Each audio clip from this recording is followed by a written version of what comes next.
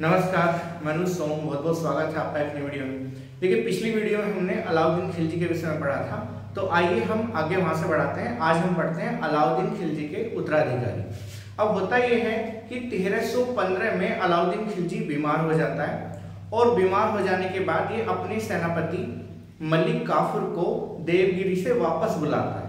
और देवगिरी से जब मलिक काफूर राजधानी आता है तो वो ये देखता है कि जो अलाउद्दीन खिलजी की जो पत्नी है और अलाउद्दीन खिलजी का जो साला है जिसका नाम है अल्प खां, दोनों अपनी मस्ती में मस्त हैं। इसके अलावा अलाउद्दीन खिलजी का जो पुत्र है वो भी सुल्तान की एक तरीके से सुल्तान को नजरअंदाज कर रहा है। तो यहाँ से क्या होता है, यहाँ से मलिक काफूर के मन में महत्वाकांक्षा जागती है और ये महत्वाकांक्षा इतनी प्रबल होती है कि वो आगे जाके क्या करता है, वो आगे जाके सुल्तान के कान भरता है। और कान इस तरीके से भरता है कि आपकी पत्नी और आपका पुत्र एक तरीके से बेकारे हैं, ये आपकी देखरेख नहीं कर पा रहे हैं। तो ये क्या करता है, मलिक काफूर अलाउद्दीन के षड्यंत्र रचकर, मतलब अलाउद्दीन खिलजी के खिलाफ षड्यंत्र रचकर उसके पुत्रों को ये जेल में बंदी करवा देता है। और बाद में क्या होता है, 1316 में अलाउद्दीन खिलजी की मृत्यु हो जाती है। अब मृत्यु के विषय में यहाँ पे अलग अलग व्याख्यान है। किसी ने कहा जलोदर रोग से पीड़ित था अलाउद्दीन खिलजी, किसी ने कुछ बताया, लेकिन यह है कि 1316 में अलाउद्दीन खिलजी की क्या हो जाती है, मृत्यु। अब अलाउद्दीन खिलजी की मृत्यु होने के बाद होता यह है कि अलाउद्दीन खिलजी का जो उत्तराधिकारी, अलाउद्दीन खिलजी ने जो अपना उत्तराधिकारी घोषित किया था, ये घोषित किया था खिज्र खां को। लेकिन खिज्र खां को अलाउद्दीन खिलजी जेल में भेज देता है, जिसके कारण क्या होता है, इसके कारण अलाउद्दीन खिलजी का एक और लड़का है जिसका नाम है शिहाबुद्दीन उमर। अब ये शिहाबुद्दीन उमर किसका लड़का है, ये शिहाबुद्दीन उमर झलपाली का पुत्र है। अब ये झलपाली कौन है, ये झलपाली है रामचंद्र देव की पुत्री। मैंने आपको पिछली वीडियो में बताया था कि जब देवगिरी अभियान अलाउद्दीन खिलजी के द्वारा किया गया था, तो उस समय वो यादव वंशी राजा रामचंद्र देव की पुत्री झलपल्ली से शादी कर लेता है और इसी से एक उसका पुत्र हुआ जिसका नाम था शिहाबुद्दीन उमर। तो शिहाबुद्दीन उमर 6 वर्ष की आयु में ये क्या आता है, दिल्ली की गद्दी पर बैठता है और इसका संरक्षक कौन बनता है, इसका संरक्षण बनता है मलिक काफूर। लेकिन मलिक काफूर क्या करता है, बाद में मलिक काफूर सुल्तान के जो अन्य पुत्र हैं जिनमें मुबारक खिलजी प्रमुख था, इनको भी निपटाने का प्रयास करता है ताकि आगे से मार्ग में उसके जितने भी रोड़े हैं वे समाप्त हो जाएं और ये क्या बन जाए, ये सुल्तान बन जाए। तो ये क्या करता है, ये बंदा जो है मुबारक खिलजी को जो एक किले में कैद है उसे मारने के लिए भेजता है। लेकिन होता है कि जो मारने वाले जाते हैं, उन मारने वाले को मुबारक खिलजी अपनी ओर मिला लेता है और बाद में वो जेल से छूट के मलिक काफूर की हत्या करके शिहाबुद्दीन उमर का संरक्षक बन जाता है। और इसके बाद शिहाबुद्दीन उमर की भी वो हत्या करता है और फिर अपने आप क्या बनता है, शासक।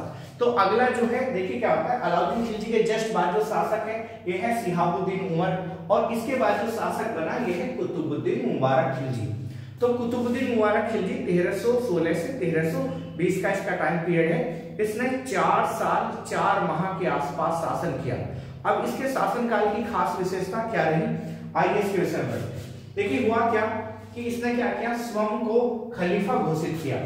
सल्तनत काल में ये ऐसा पहला शासक था जो क्या करता है, अपने आप को खलीफा घोषित करता है। हालांकि देखिए जितने भी इससे पहले शासक हुए, या तो वे खलीफा के सहायक की उपाधि धारण करते हैं या उन्होंने क्या काम किया, खलीफा से कोई उपाधि ग्रहण नहीं की, केवल खलीफा के या तो दाहिना हाथ या फिर खलीफा के सहायक की उपाधि ग्रहण करके ही शासन किया। लेकिन किसी ने भी अपने आप को क्या नहीं किया, किसी भी व्यक्ति ने अपने आप को खलीफा घोषित नहीं किया। तो ये अपने आप को खलीफा घोषित करता है, अपने आप को खलीफल्लू, देखिए ये लिखा हुआ है पर थोड़ा कॉम्प्लिकेटेड है, मेरा थोड़ा गला बैठा हुआ है तो आवाज निकलने में प्रॉब्लम हो रही है। ये अपने आप को खलीफतुल्लाह घोषित करता है, ठीक है, यानी कि खुद खलीफा, स्वयं खलीफा। ठीक, अब इसके बाद क्या होता है, देखिए अलाउद्दीन खिलजी ने, जैसे मैंने आपको बताया था, अलाउद्दीन खिलजी ने शासन प्रक्रिया काफी सख्त रखी। एक क्वेश्चन जैसे आपने सुना होगा, बलबन के समय क्वेश्चन आता है कि किसने लोह व रक्त की नीति अपनाई थी, तो बलबन ने लौह व रक्त की नीति अपनाई थी। इसी प्रकार अलाउद्दीन खिलजी के समय भी एक क्वेश्चन आया कि किस शासक ने युद्ध और रक्त की नीति अपनाई, तो ये अपनाई है किसने, ये अलाउद्दीन खिलजी के द्वारा अपनाई गई है। तो अलाउद्दीन खिलजी ने क्या किया था, चौधरी, खुत और मुकद्दम, ये गांव लेवल के अधिकारी होते थे। चौधरी, खुत और मुकद्दम, ये गांव लेवल के जो अधिकारी हैं, ये गांव से टैक्स प्राप्त करके सुल्तान को देते थे। लेकिन अलाउद्दीन खिलजी ने इनके समस्त अधिकार को छीन लिया था।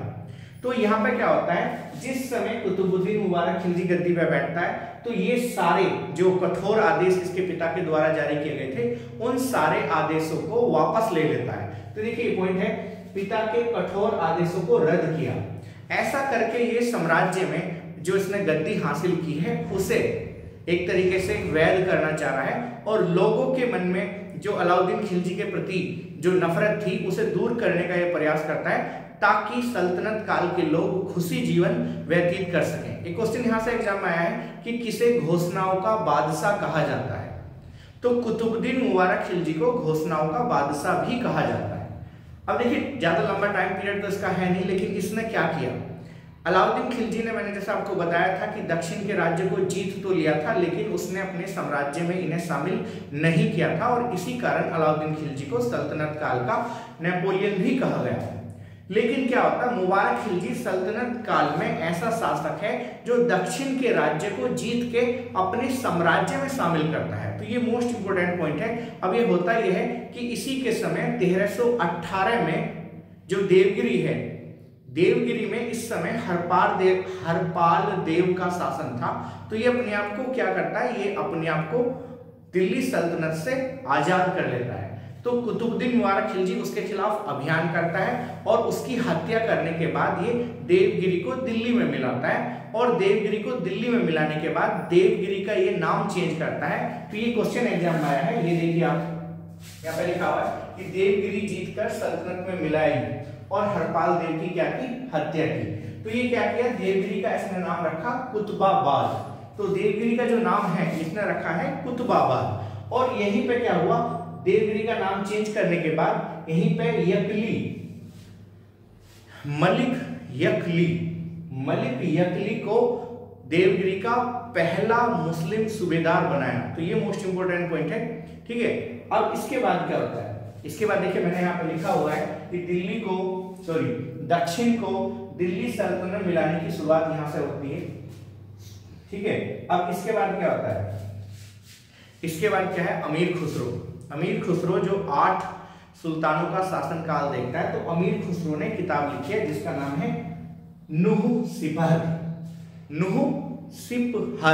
तो नुह सिपहर में ये क्या करता है, नुह सिपहर में ये कुतुबुद्दीन मुबारक खिलजी के राजनीतिक और धार्मिक कार्यों की, या उसके द्वारा जो सल्तनत का में जो कार्य किए गए हैं उसका वर्णन ये करता है। तो अगर क्वेश्चन एग्जाम आता है कि कुतुबुद्दीन मुबारक खिलजी का वर्णन कहाँ पे किया गया है, तो अमीर खुसरो की पुस्तक नुह ए सिपर में इसका वर्णन किया गया है, ठीक है। अब यहाँ पे क्या होता है, जिस समय गद्दी पे बैठता है तो गद्दी पे बैठने के बाद ये अपना वजीर या फिर नायब ये किसे बनाता है, ये बनाता है किसे, यहाँ पे देखिए नसरुद्दीन खुसरो शाह को। अब नसरुद्दीन खुसरो शाह का जो नाम है ये है हसन। अब हसन कौन था, या फिर खुसरो, नसरुद्दीन खुसरो था, नसरुद्दीन खुसरो शाह कौन था, ये क्वेश्चन एग्जाम में उठता है। देखिए नसरुद्दीन खुसरो शाह एक हिंदू था, बरादू, गुजरात में क्या होता है, कुछ हिंदू की प्रजाति है जिनमें एक है बरादू। तो बरादू क्या होता है, बरादू बाद में क्या कर लेते हैं, इस्लाम धर्म स्वीकार कर लेते हैं। तो ये क्या था, और इस्लाम धर्म स्वीकार करने के बाद क्या होता है, बरादू जो है इनमें से कुछ सल्तनत में जाके नौकरी करते हैं, और इन्हीं में से एक व्यक्ति है जिसका नाम है हसन। तो हसन पहले हिंदू था और बाद में ये इस्लाम धर्म स्वीकार कर लेता है, और ये जो है कुतुबुद्दीन मुबारक खिलजी के समय वजीर बनाया जाता है। और होता क्या है, देखिए ये बंदा यहाँ पे क्या है, बर्नी ने कुतुबुद्दीन मुबारक खिलजी और हसन के बीच अनैतिक संबंध का वर्णन किया है, मतलब गे टाइप, आप समझ गए होंगे। तो यहाँ पे गे टाइप जो संबंध है उसका वर्णन कौन करता है, वो बर्नी करता है। और साथ साथ में यहाँ इंपॉर्टेंट ये भी है कि बर्नी ने कुतुबुद्दीन मुबारक शाह खिलजी के विषय में लिखा है कि ये जो बंदा है ये नग्न होकर दरबार में पेश हो जाता था और एक तरीके से नग्न होकर खुलेआम हसन के साथ, यानी कि किसके साथ, नसरुद्दीन खुसरो के साथ चुंबन वगैरह भी लेता था, ऐसा बर्नी ने लिखा। ठीक है, तो इसके बाद क्या है, देखिए मैंने आपको बताया कि मुबारक शाह ने नसरुद्दीन खुसरो शाह को वजीर व नायब बनाया। नायब कौन है? नायब मैंने आपको बताया था कि सल्तनत काल में एक पद बनाया गया था, नायब ए ममलिकत। ठीक है, तो नायब ममलिकत सुल्तान के बाद उप सुल्तान का एक पद होता है। ठीक, अब इसके बाद क्या है, कुतुबुद्दीन मुबारक खिलजी ने एक नीति अपनाई थी जिसे कहा जाता है क्षमा करो व भूल जाओ। तो ये बंदा क्या है, अलाउद्दीन खिलजी की तरह कठोर शासन नहीं करता और ये शासन में थोड़ी सी क्या करता है, थोड़ी सी शासन में नरमता लाने का प्रयास करता है। इसके बाद क्या है, देखिए मैंने अभी आपको बताया कि खुद व मुकद्दम के जो विशेष अधिकार हैं वे विशेष अधिकार ये वापस कर देता है, क्योंकि क्या था, अलाउद्दीन खिलजी ने चौधरी, खुद और मुकद्दम के जो अधिकार थे ये अधिकार छीन लिए थे। तो ये इन अधिकारों को वापस करता है, जिससे चौधरी, खुद और मुकद्दम की जो स्थिति है वो पहले से अच्छी हो जाती है। क्योंकि अलाउद्दीन खिलजी के समय बर्नी ने एक उल्लेख किया है कि ये जो अधिकारी हैं, मतलब जो टैक्स प्राप्त करने वाले अधिकारी हैं, लोग इनसे अपनी पुत्रियों की शादी करने से भी कतराते थे, यानी कि लोगों ने इनसे जो है अपनी पुत्रियों की शादी करनी भी बंद कर दी थी। तो यहाँ पे क्या होता है, कुतुबुद्दीन मुबारक खिलजी समस्त अधिकार जो अलाउद्दीन खिलजी के द्वारा छीन लिए गए थे वो वापस करता है। इसके बाद क्या है, देखिए मुबारक ने बरादू पर विशेष कृपा की। मैंने अभी आपको बताया कि बरादू कौन है, तो बरादू हिंदुओं की एक प्रजाति है जो गुजरात में निवास करती है। फिर दोबारा से सुनिए।